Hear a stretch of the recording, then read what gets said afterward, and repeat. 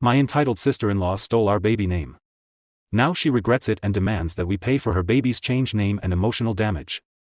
My wife and I had nearly given up trying to conceive and it suddenly happened and we were ecstatic.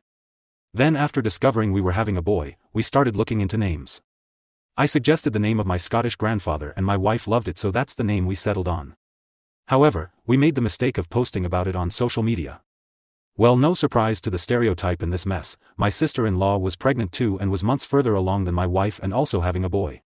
She decided to claim my grandfather's name for her son. Not just the first name, but the middle name too. We called her pissed over what she was doing, and she smugly told us there was nothing we could do about it. Which she was sorta right. There was nothing we could do about it legally, as stealing planned baby names is still not a crime. We realized that drama was exactly what my sister-in-law wanted. And she thought that by taking the name for herself, we'd not be able to use it. I laughed and told her that while what she did was dirty and underhanded, we would keep our chosen name. And she could just deal with it whether she decides to go through with copying us or not. Well, my sister-in-law's baby daddy called me and said I was an unreasonable PP for still wanting to use the name after sister-in-law claimed it. I said she claimed nothing.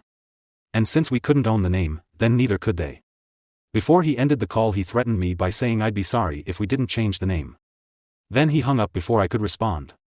Months later, sister-in-law has a healthy baby boy and names him my grandfather's name. We did not show up for the birth.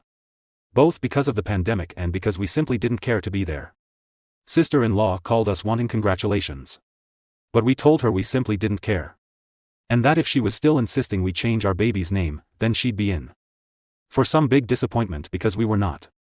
Sister-in-law demanded I put my wife on the phone. But it was already on speaker and my wife spoke up and said she agrees with me entirely. We weren't changing the name. Sister-in-law hung up on us but soon started sending emails with text walls of names. Even suggesting similar ones. I responded back that the name was from my grandfather, and that's why we were not changing it.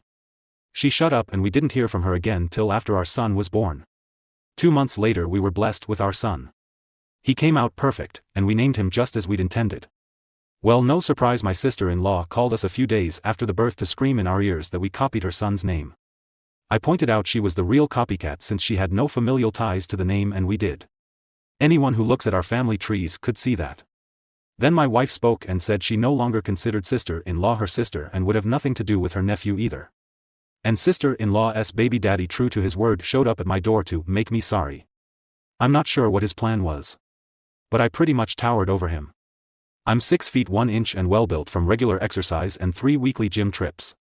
He on the other hand was very skinny and about 5 feet 6 inches with a baby face that was badly hidden by a slim beard.